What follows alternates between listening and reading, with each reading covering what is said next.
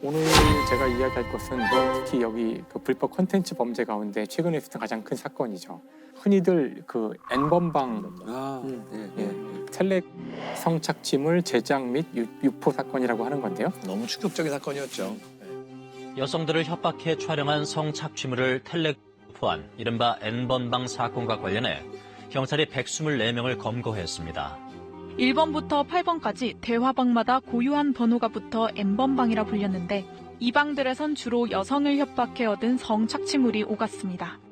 이것이 대표적인 사이버 수사의 한 예이기 때문에 제가 이 과정을 좀 말씀을 드리려고 그러는데 일단 여기서 이제 N번방하고 박사방 이제 두 가지가 제일 대표적인 건데요. 그래서 N번방 같은 경우는 젊은 여성들이 그 자신의 몸의 일부를 노출하는 느낌의 그런 사진들을 올리고 물론 자신의 개인 정보는 밝히지 않고 주로 특서 그런 일을 했다고 하더라고요. 그걸 보고서 여기 이 N번방의 주범인 이제 닉네임 갓갓 이제 문영욱이가 여성에게 접근을 하는 거예요. 그러니까 이제 경찰 사칭을 하기도 하고 협박을 해서 개인 정보를 알아내고 그 특별히 해킹하거나 이제 단순히 그렇게 뭐 이건 일종의 피싱 같은 방법을 쓰는 건데요.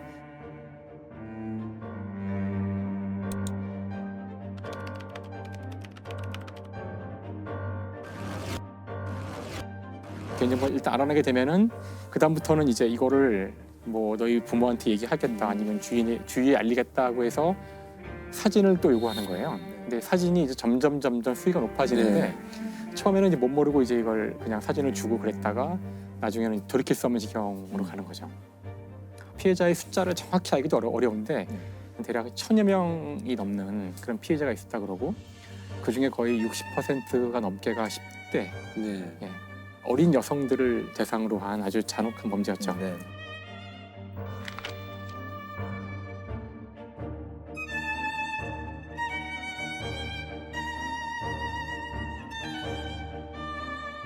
그 문영욱은 2019년 8월쯤에 다른 사람한테 운영권을 넘기고 그만뒀다고 하더라고요.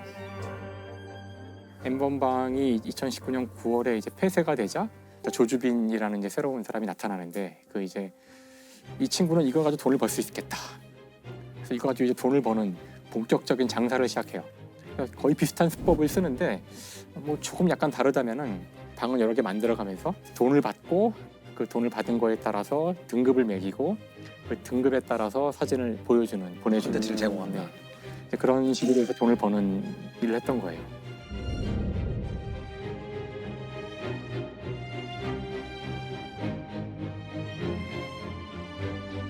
이들이 이 범죄를 저지르면서도 끝없이 우린 절대 안 잡혀. 그러니까 그랬다면서요. 절대 안 잡혀. 이제 그런 얘기를 나눈 것까지도 지금 이제 알려져 있는데요. 일단 왜 그랬냐면은 범죄가 이루어진 공간이 텔레그램이라는 곳이에요. 이 텔레그램은 이거를 사용하는 고객들의 정보를 절대 외부에 넘기지 않겠다. 이제 그런 정책을 가지고 있어요. 이걸 사용한 사람들의 정보를 얻고 싶으나 국외에 있는 서버에 대해서는 우리 사법권이 미치지 않고요. 그러니까 협조를 구해야 하는데 협조 안 하는 거죠. 그런 방법이 없어요. 이제 그걸 믿고서 이제 이 조주빈과 문영욱은 우린 절대 안 잡혀. 이제 이렇게 얘기를 했던 것이죠. 그 다음에 이제 이것이 2019년에 벌어진 이유도 지금 암호화폐가 있기 때문이거든요. 그러니까 암호화폐를 써서 돈을 다 주고받고 누군지를 알아낼 수 없는 상황이라면은 조주빈이 말하는 것처럼 정말 잡기가 힘든 상황일 수도 있겠죠. 근데 이제 오늘 아마 제 이야기의 결론이 될 수도 있을 텐데요.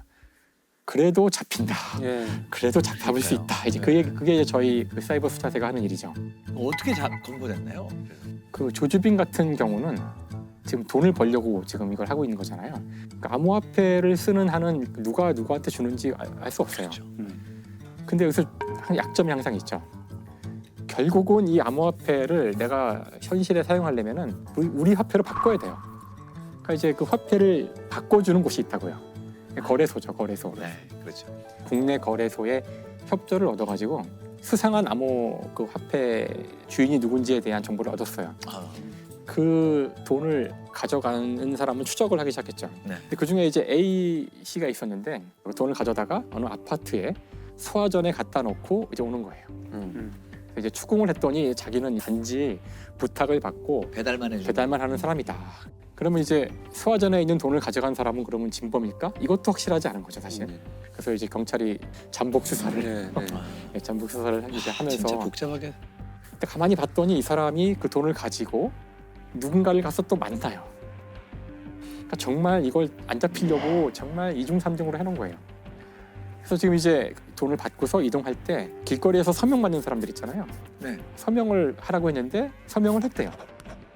그래서 이제 경찰이 그걸 보고서 따라가서 봤더니 조주빈하고 이게 써 있는 거야, 생년월일이. 물론 아직 확신할 수 없지만 경찰은 이제 최초로 주범의 이름을 본 거죠. 조주빈. 자꾸 돈이 일로 오는 거예요. 그러니까 얘인 것 같다, 아무래도. 결국 돈이 모이는 곳이 이 친구더라. 그럼 이제 중요한 것은 이 사람인 것 같으니까 그 다음부터는 이제 국내에 여러 가지 수법을 이용할 수 있어요. 네. 그러니까 조주빈이라는 사람이 들어있는 사이트들도 이제 알아볼 수 있을 거고요. 아. 그래서 여러 가지 단서들이 나오기 시작해요. 이 녀석이 분명히 범인인 것 같다. 이제 증거가 모인 거죠.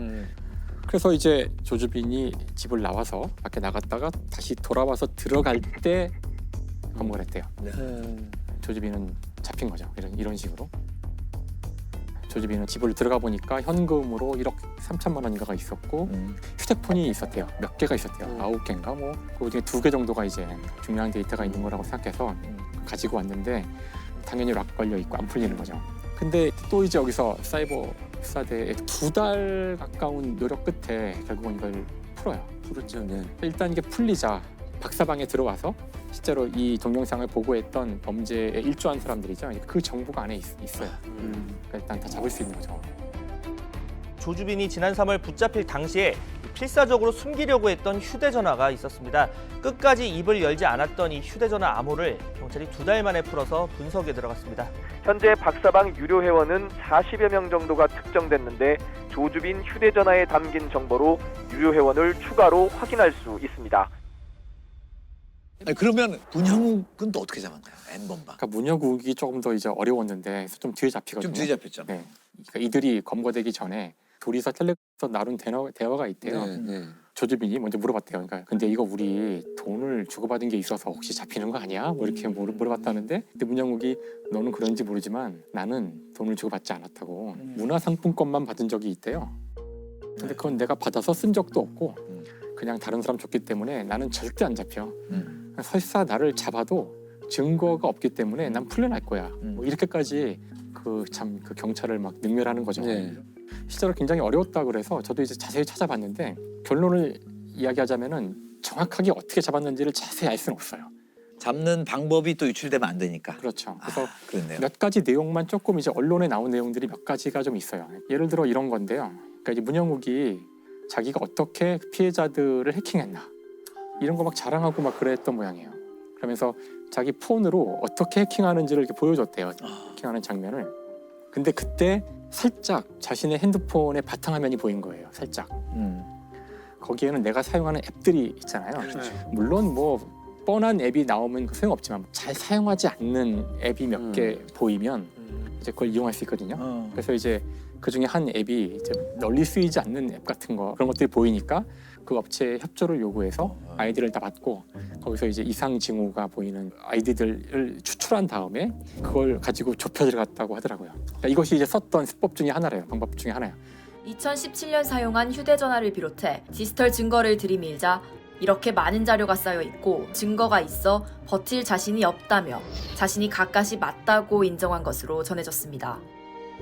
이제 이 범죄를 저지른 주범들도 중요한데 사실은 이용자들에 대한 추적도 굉장히 중요할 것 같거든요. 그렇죠. 그래서 이 사건 같은 경우도 그 이용자들을 처벌해야 된다는 전 국민적인 그때 요청도 있었고요. 네. 일단 그 유료 회원 같은 경우, 박사방의 유료 회원 같은 경우는 많이 다 검거가 됐고요. 무료 회원들은 이제 정보가 없기 때문에 안전할 거라고 생각할지 모르지만 여기도 역시 쉽겠죠. 네.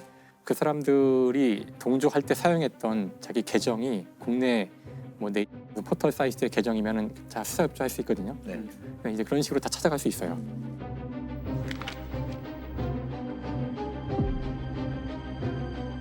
박사방의 무료 대화방에서 성착취물을 내려받은 회원 수백 명의 신원을 추가로 20여 명을 특정해서 수사에 나섰습니다. 경찰은 현재까지 박사방 공범 14명을 체포해 나머지 공범들에 대해 계속 수사하고 있습니다.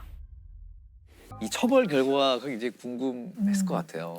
조주빈은 42년형이 확정이 됐고 이 문영욱은 34년형이 확정이 됐어요. 그리고 나머지 공범들은 이거보다 조금 더 못 미친 형을 받았지만 그래도 특별하게 우리가 기억을 해야 되는 것은 온라인 상에서 범죄 단체를 설립하고 조직하는 거 이런 것들에 대해서 법원이 이제 인정을 한 첫 번째 사례거든요. 이 범죄 단체 조직이라는 게 그렇게 이제 과거의 방식에 뭐 우리가 조폭을 떠올리고 그렇게 할 수 있는데 그런 것만이 아니라는 거, 서로 얼굴 보지 않고 범죄 단체를 조직할 수 있다는 게 사실 이 판결에 되게 큰 의미예요.